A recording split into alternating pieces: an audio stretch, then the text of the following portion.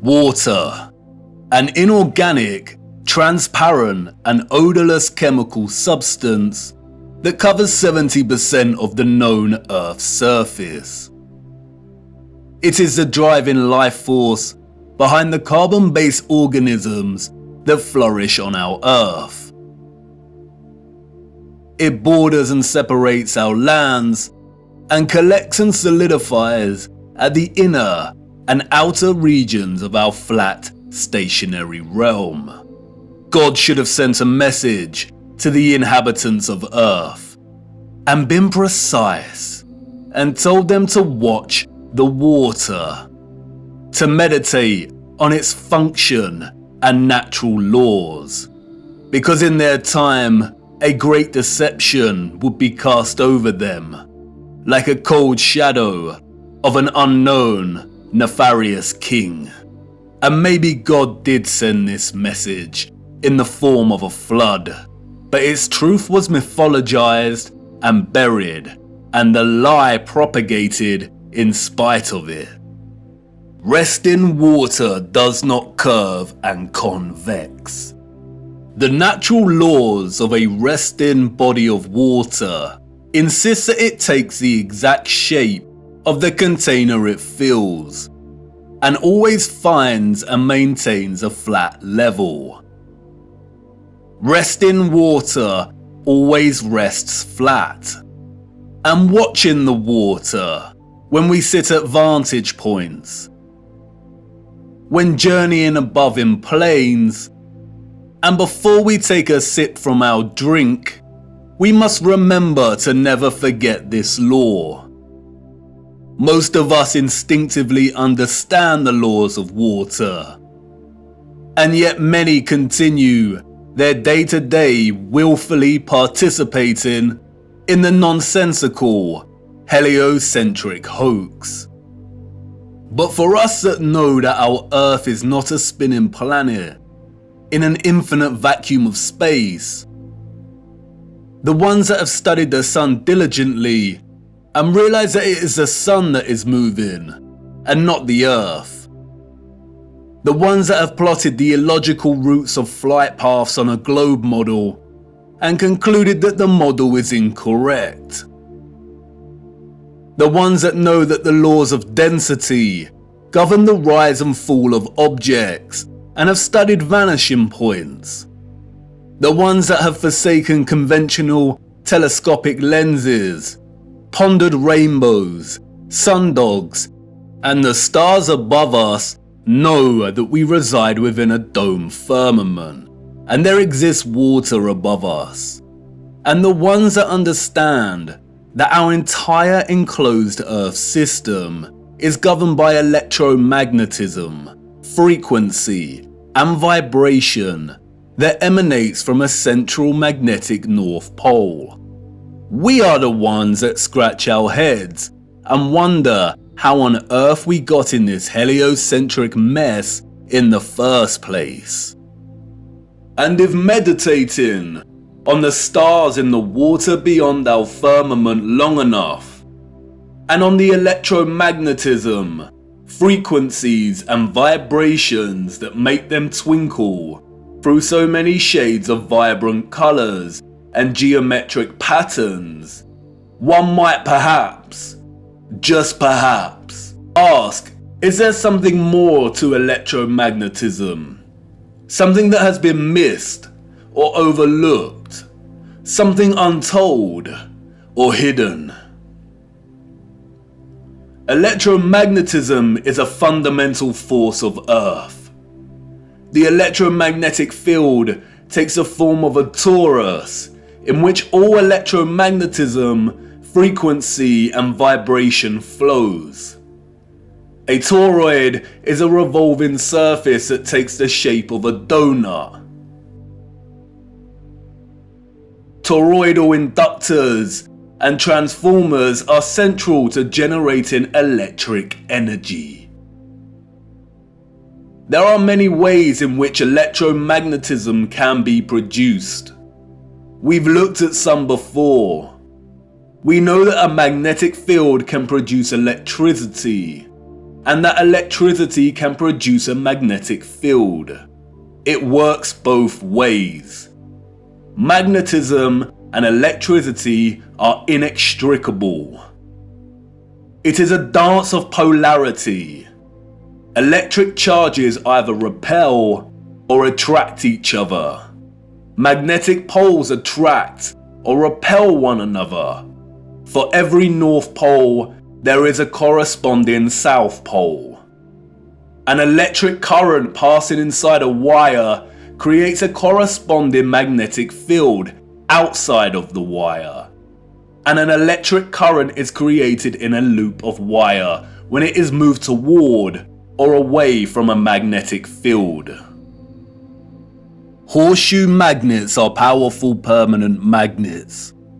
Due to their shape, in which both magnetic poles are close together, a powerful, strong magnetic field is produced.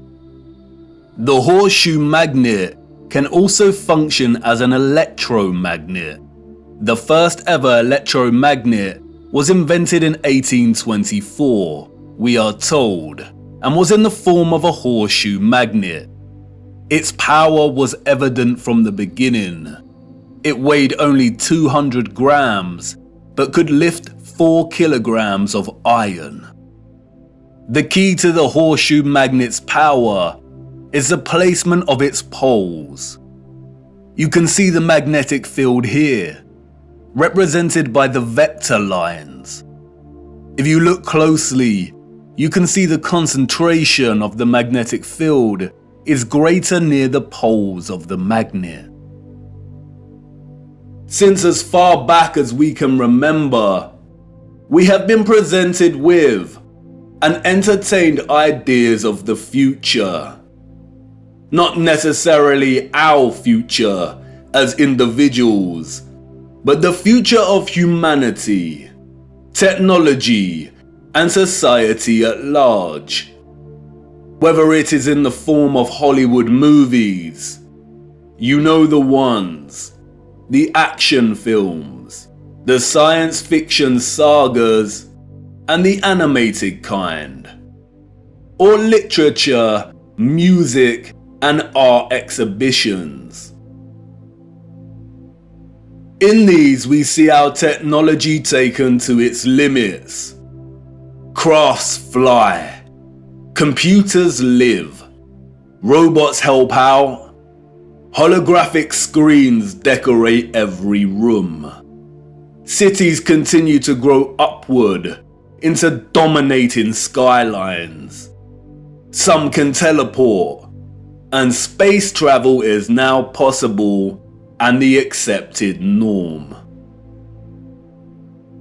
Outside of fiction, we also have sobering documentaries telling us where we are heading, usually featuring narration by an old man, lamenting the unstoppable path we are on. It's all very serious. We are destroying our planet, the only one we have. And we have political parties, non-governmental organizations, and the trusted voices and scientific, award-winning geniuses sharing similar messages. And really, when you look closer at both the fiction and the alleged facts, they all share the same underlying premise and principles.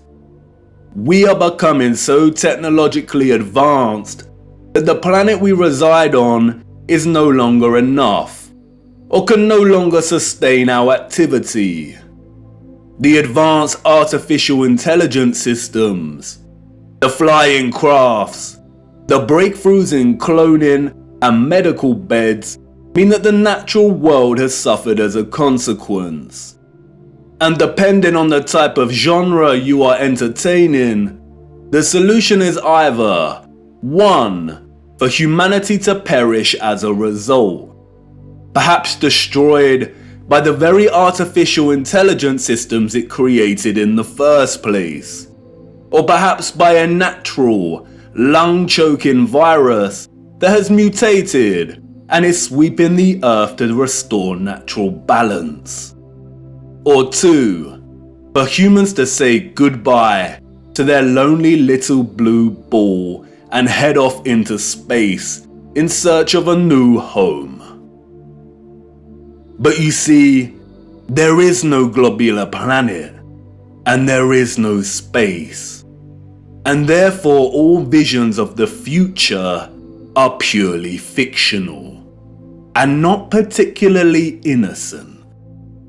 What we don't see emphasized in these visions of the future, however, is the potential of electromagnetism to transform all human life, technology, and society.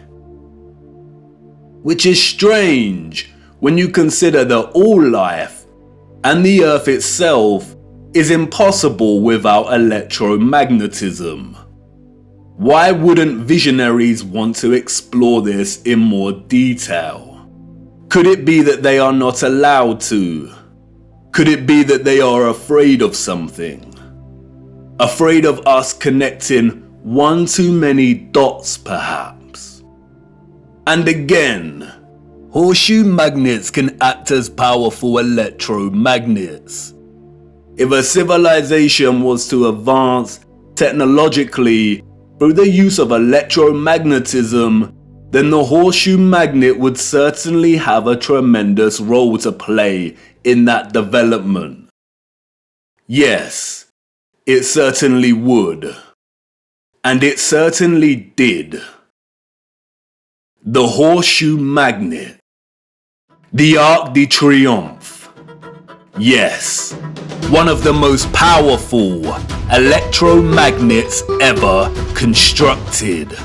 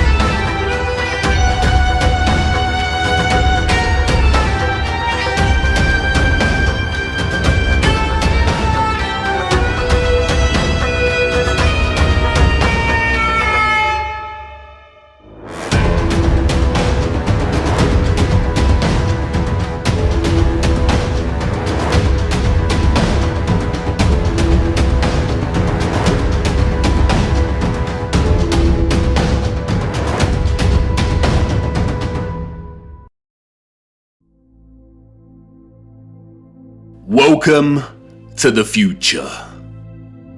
Except it's the past. The future came and went and we missed it.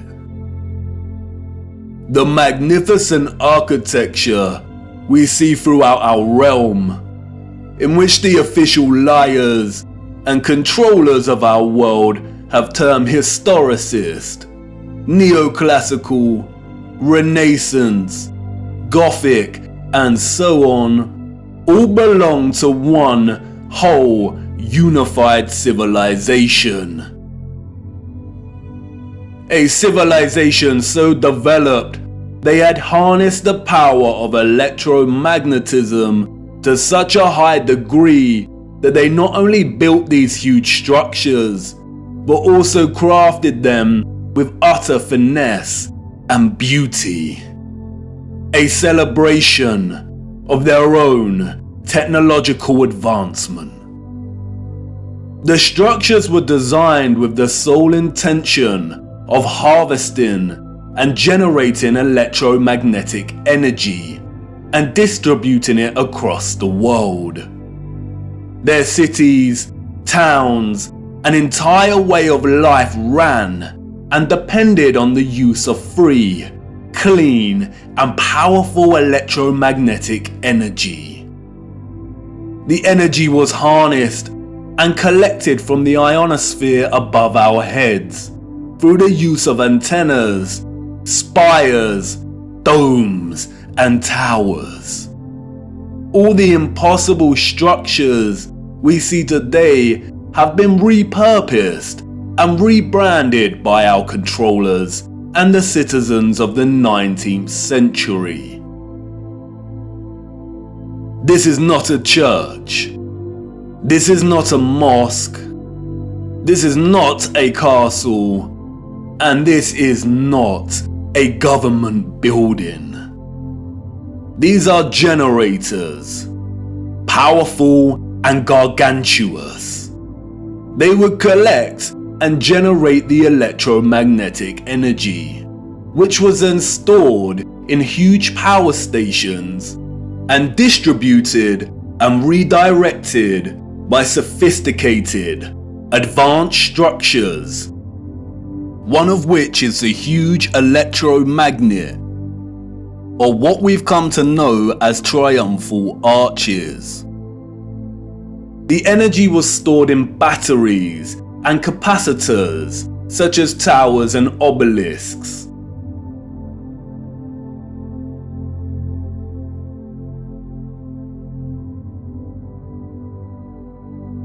All cities were constructed across our realm in the form of one big, interconnected power grid, much like a huge computer motherboard.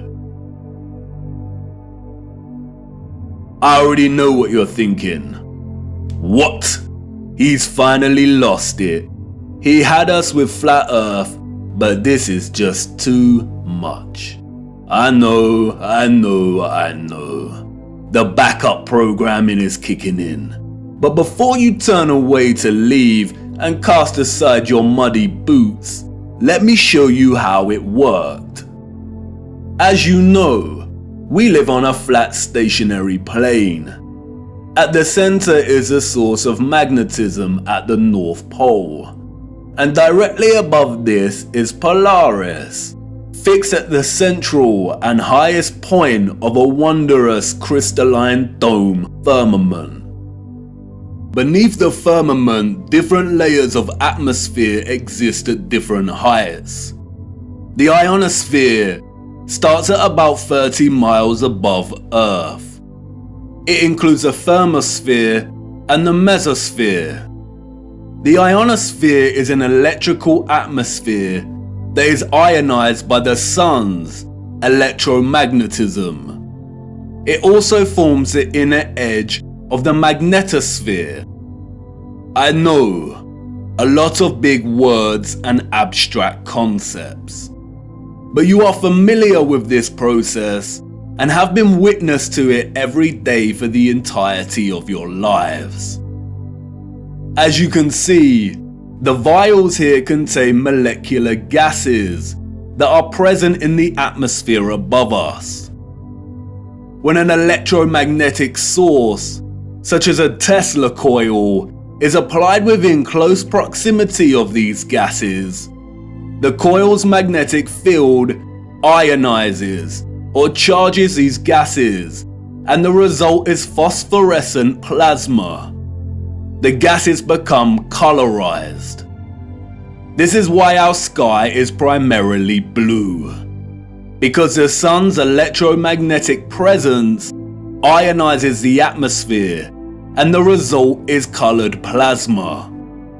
When the sun is entering or exiting our region, or what the liars of the world call sunrise and sunset, we see a variety of color gradients due to its distance from the ionosphere above us. When the sun is no longer journeying above our region, the sky loses its color and we can see the stars in the firmament beyond. Although the official scientists designate the ionosphere as an atmospheric layer, it is actually an ethereal layer. Ether is the fabric or element that carries electromagnetism. It connects everything in our realm. It is the fabric that makes the sun and moon and their concentric journey above our disk possible in the first place. Ether is the mysterious fifth element. It connects everything electromagnetically through vibrational energy. It is the glue, the web, the driving force behind absolutely everything. The four other elements, air, fire, water, and earth, only exist because of the ether. They are expressions of ether's vibrations. Cymatics is a good example of ether's presence. The frequencies fed through the Chladni plate make the sand or salt form precise and complex geometric shapes.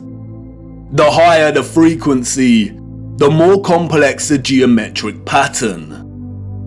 But what is the conduit that takes the frequency's vibrations and allows the sand to take such shape? That is the ether at work. That's why we see fruits and vegetables that closely resemble cymatic patterns. It is the ether at work. All matter is ethereal, and the shape and form of that matter are different expressions of the ether, determined by frequency and vibration. Ether is the bridge between electromagnetic frequency and vibrational energy and the form of matter itself. You could call it the Holy Spirit of God. The historical and scientific discourse of ether is a deliberately manipulated one. The enemy introduced the truth only to discredit and subsequently bury it. Some of the alleged figures of the past have written on ether. The so-called Aristotle called it the fifth element. James Clerk Maxwell, the so-called father of electromagnetism, spoke of the ether, stating, "In several parts of this treatise, an attempt has been made to explain electromagnetic phenomena by means of mechanical action, transmitted from one body to another by means of a medium occupying the space between them." The undulatory theory of light also assumes the existence of a medium. We have now to show that the properties of the electromagnetic medium are identical with those of the luminiferous medium. The medium he refers to here is the ether.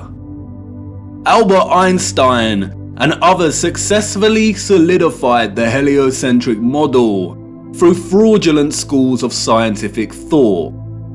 But even Einstein could not deny the presence of ether. According to the general theory of relativity, space is endowed with physical qualities.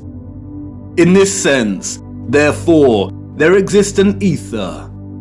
According to the general theory of relativity, space without ether is unthinkable. For in such space there would not only be no propagation of light, but also no possibility of existence for the standards of space and time, measuring rods and clocks, nor therefore any space-time intervals in the physical sense. Even contemporary scientists, under the spell of heliocentrism, admit it is nonsensical to deny ether's existence. Today, the vacuum is recognized as a rich physical medium. A general theory of the vacuum is thus a theory of everything, a universal theory. It would be appropriate to call the vacuum ether once again. Returning to the ethereal ionosphere. As I said, this layer of ether above our heads is a constant sea of electromagnetism, and is responsible for the colored plasma above that we call the sky. The source of its electromagnetism is the sun. It is because of this ionized layer that we get ionospheric lightning in the form of sprites, which in turn influence the thunderstorms below. An ion is a particle, atom, or molecule with a net electrical charge. Electricity is a continuous flow of ions. The electrolytes in our body are ionized. Everything is connected by electromagnetism and the ether. Our highly developed and sophisticated historical ancestors not only understood the workings of the ionosphere and the ether, but they had developed methods to masterfully harvest it as a fuel to power the entire Earth. And while the exact process by which they were able to extract the ether is deliberately hidden from us and remains unknown, the structural remains that humanity has since repurposed and reused as architecture offer us many clues as to how it all worked. The evidence is everywhere for those with eyes to see, and once you see it, it becomes so glaringly obvious that you'll kick yourself for never noticing in the first place. The matter is very complex, and it would take time to really flesh out. So for now, let's have a closer look at some of these structures, and I will introduce some basic concepts. As we continue our journey, we will explore everything in more detail. We see them everywhere. On top of all these magnificent structures, towers, spires, and pinnacles that rise into piercing antennas. It was through these complex antennas that the ether was harvested. You see, after the Great Reset of the 1800s, the enemy fractured the old world's unified understanding of God and created multiple religions to try and hide God and justify the existence of such grand and beautiful technological structures. And I know this may trigger some people, but stay with me, I will not let you down. But for now, it is critical to understand that a lot of the religious icons that adorn and make up these antennas were never indicators of different religions in the old world, nor were they intended to be. They signaled something else entirely. They are usually made from copper and gold, both are excellent conductors of electricity. In many of the structures we call cathedrals, the symmetrical spikes on the pinnacles worked in a similar fashion, extracting ether from the ionosphere. Once harvested, the energy would inevitably have been drawn down into the top larger portion of these domed structures. When examining many of the interiors of these domes, we come to realize that they rely heavily on symmetrical ornamentation.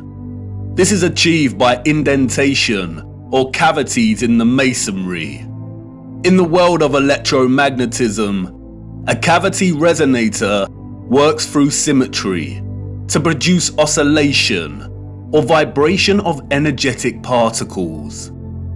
Symmetrical shapes force energetic particles or ions to vibrate in a constant manner.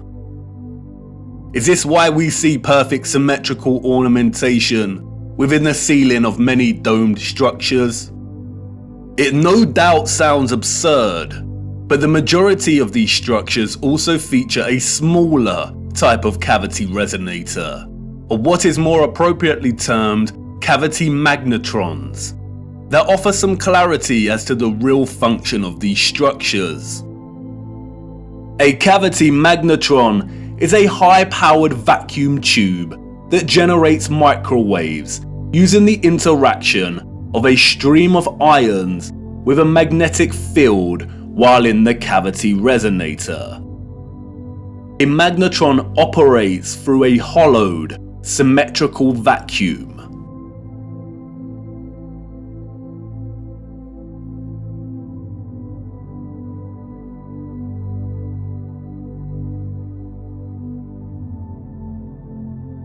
It emits powerful microwaves that can act as a source of free energy.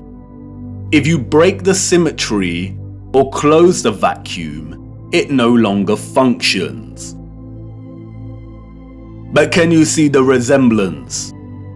These structures were never intended to hold glass within them. The controllers added the stained glass to the rose windows to shut off the magnetron's function. They closed out instruments of free energy. And they are everywhere in these structures.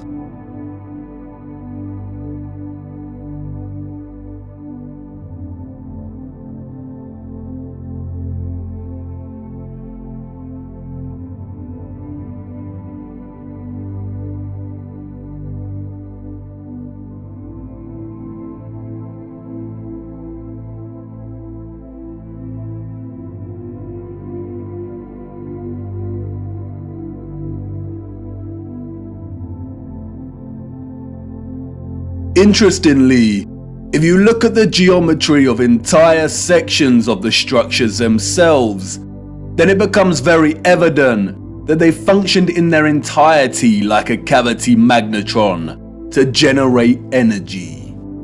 All cavity magnetrons consist of a central heated circular metal chamber in which the current leaves, and it's called a cathode. Look at that word. Cathode. Does it remind you of another word? Cathedral. Cathode. Like with everything else, they corrupt the truth and hide things in plain sight. The controllers removed most of the cathodes integral to these cavity magnetrons, but there are some structures today in which you can see traces of the old cathodes still present.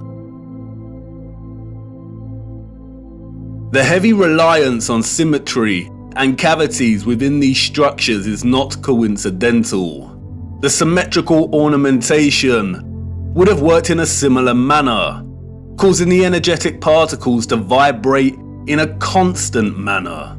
The flowers within the squares can be understood as similar to acoustic resonators, working to vibrate the ions. It is here that the energy would have been continually manipulated into vibrational and electromagnetic energy of specific frequencies. Really look at these magnificent acoustic resonators. Could you craft one of these by hand today, and at such height? Why would an underdeveloped people spend so much of their time crafting such perfect symmetrical ornamentation, especially if it had no function and was purely aesthetic? They wouldn't.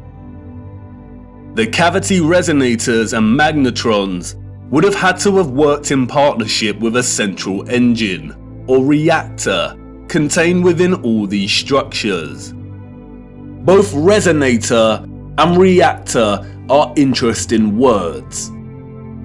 Just like the words conductor, generator, creator, and the name Mercator, they all contain the word Tor within their linguistic structure.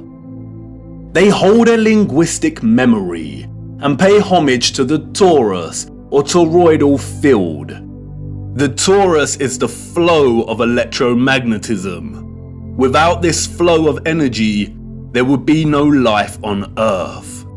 No one can really know for sure, but some have suggested that the engine was probably similar to a fusion reactor. The traces of these engines can be found within all of the larger generators. The empty shell of where the engine used to reside is usually, but not always, octagonal. It's been right in front of our faces the whole time. The controllers remove the engines, sometimes repurposing the space as baptistries and bandstands, sometimes just leaving the base either barren or attempting to cover them up. We see these octagonal structures in cathedrals, government buildings, mosques, and detached bandstands. And unless they have been repurposed, these structures seem to hold no overall function. They do not contribute to the overall structure. They appear superfluous and unnecessary. Theories have surfaced that the engines or central technological mechanism was similar to a tokamak. And while I do not subscribe to this idea, which will become evident as to why later in our journey, for now we will use it for illustrative purposes. A tokamak is a powerful device that uses a magnetic field to produce plasma in the form of a torus. The contemporary tokamaks we see are used in thermonuclear fusion power. The tokamak's toroidal field, in conjunction with the vibrating ions from the ether, would have produced a highly conductive electromagnetic field of gases called plasma, just like our sun and ionosphere. If those of the old world used anything closely resembling a tokamak's capability, then the result would have been an abundance of free, powerful, clean electromagnetic energy that could fuel entire cities and the entire Earth. These were never churches, cathedrals, castles, and parliament buildings. They were all huge engine generators.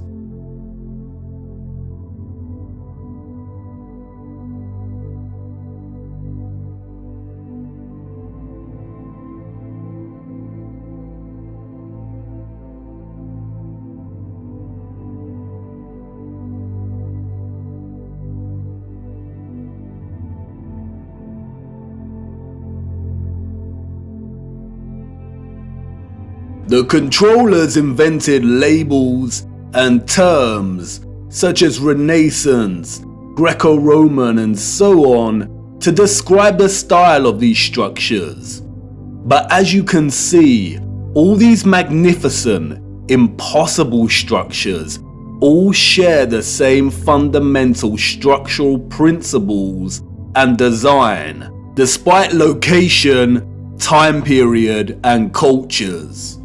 And this is because they were created with the sole purpose of generating energy. And just because these structures were never used for prayer and worship does not mean they were not holy sites. The civilizations of the past had a relationship with the Source and the Holy Spirit, or the Ether, like no other. And they paid homage, reverence, and thanks to it by constructing their generators with such splendor and beauty. And not only that, but they constructed the entirety of their structures, statues, and ornamentation in reverence of this gift, in reverence of the energy production that made their way of life possible in the first place. The laurel wreath, which the satanic controllers have corrupted in their appropriation of the symbol and redesignation of it to represent Apollo and Lucifer, is in fact a toroidal coil. And we see the toroidal coil throughout the old world's infrastructure, as simultaneously having both a function and a celebration of this function.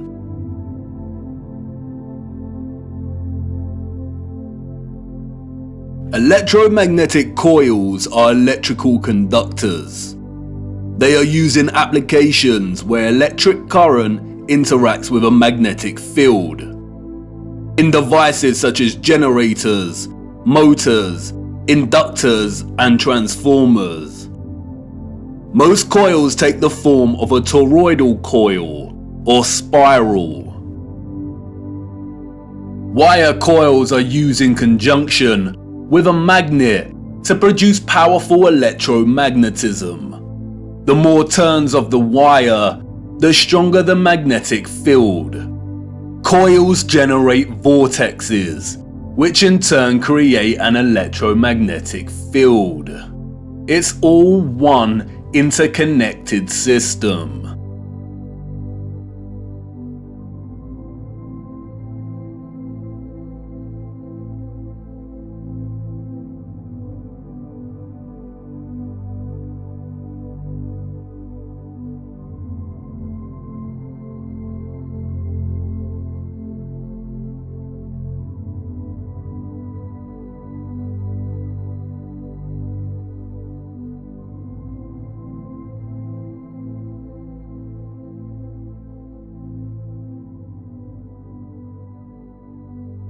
And we see it everywhere. This is what columns and rotundas were used for. Powerful coils to generate electromagnetism and carry the current in loops. The torus is found at the base of pretty much every column found throughout our realm. It is everywhere. Look at the movement of electricity through a wire and the simultaneous magnetic field it produces. This is exactly the shape of a column.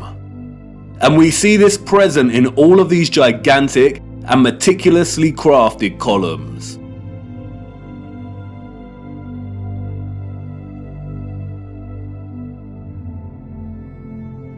This is why we see the magnetic field represented at the top of a lot of columns. It's the movement of the ions in the magnetic field. It's the movement of the toroid and the toroidal vortex.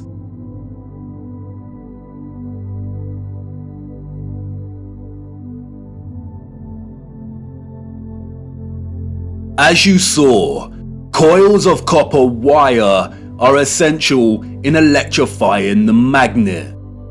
And I know what you want to say.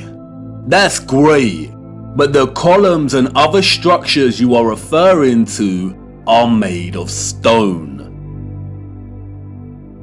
But you see, all of these impossible structures are made from a mixture of stone and metal. They used iron bars in their construction. Iron is magnetic.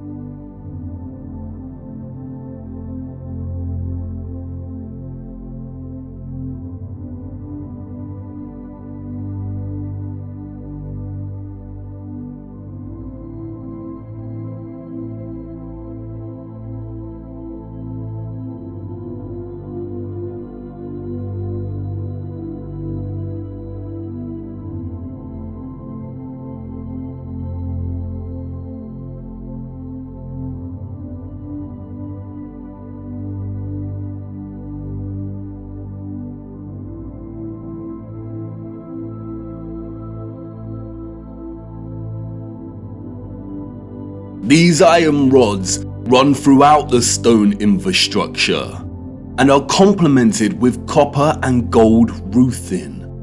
Copper and gold are strong conductors of electricity. Often we find entire statues, arches, domes, and roofing made from a distinctive blue copper. Furthermore, the limestone, granite, and dolomite stone is mixed with crystal silicon or quartz. Quartz has strong electric potential. The colonnades and arches we see everywhere were at once integral components to the overall electromagnetic infrastructure, while also constructed in geometric forms that mirror the flow of electromagnetic energy, such as coil loops, horseshoe magnetic fields, and toroidal vortexes. As with everything else constructed in the old world, they were both functional and crafted as a homage to that function. A lot of ethereal energy was stored in structures constructed from red bricks and concrete. Red bricks and concrete are excellent conductors of electricity. They operated as huge capacitors or batteries. According to new research, red bricks can be converted into energy storage units that can be charged to hold electricity, like a battery, and can store energy until required for powering devices. The key to this battery-like function inherent within red brick is the iron oxide. The development and use of red brick is so important, and we will be returning to this subject much later in our journey. The really big red brick power stations and batteries were designated and recognizable by their white stripes, such as St Pancras Railway Station in London, and many other famous structures. We still carry this red and white stripe designation of power stations today, and it is also an indicator for the magnet. Some were constructed of blue, black, and brown with white stripes. Towers, obelisks, and small clock towers functioned as the intermediate capacitors or batteries to store, distribute, and provide energy throughout the grid. The entire flat realm Earth was connected as one whole grid, a complex interconnected system of free energy production, distribution, and consumption. And this entire grid was destabilized and deactivated somewhere between the 17th and 19th century. Power grids like this do not function on a spherical mass. Our historical ancestors knew that the earth they walked upon was flat. This type of futuristic technological advancement is the result of a civilization knowing exactly what type of earth they lived upon. They were not subject to the same satanic deceptions and abuses as we are. They were not raised believing they existed on a lonely, globular rock spinning in the vacuum of space. The true, ethereal, electromagnetic properties of the Earth were not hidden from them. They knew there was a domed firmament above their heads. They studied it. They imitated its properties and understood its central relationship with the entire ethereal existence of electromagnetism. They revered the magnificence of its craft and showed utmost gratitude to the Source, to God, and the ethereal Holy Spirit for giving them everything they needed. Look. Domes.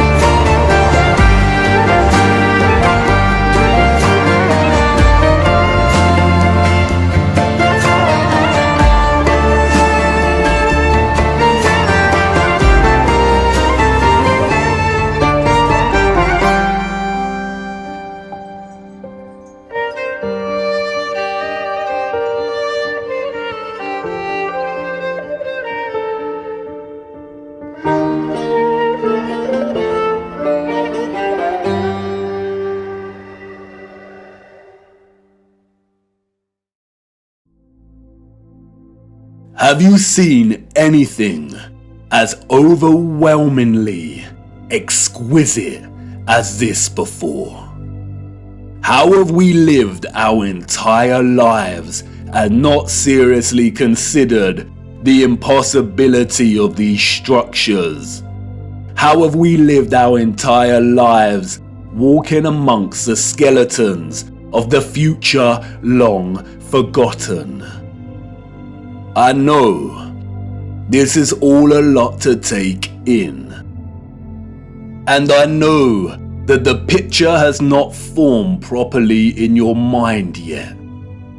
It is hard to imagine an interconnected electromagnetic power grid of this size across the Earth, and the technical nature of electromagnetism doesn't help. And I know that you're full of questions. Who were these people or beings that built these structures? Where did they go? And why were the power grids deactivated? What about all the religious iconography and art we see inside of the cathedrals and mosques? What about all the histories and photographs we have of the construction of these structures? What about the Romans and the Greeks? What about some of the grand mosques that have been constructed in recent times? And if what you're telling me is true, then how did they distribute and store all of this energy like you say? Was it similar to our Wi-Fi and radio signals? We will get to all of these in good time. We have barely scratched the surface. But for now, it is the last question that is important. How did they distribute and store all of this energy? And in what form? For you see, our sophisticated historical ancestors did something that we, as a society, have come to neglect. They watched the water, and they watched it closely, right here on Earth and up above, beyond the firmament. Come on, let me show you.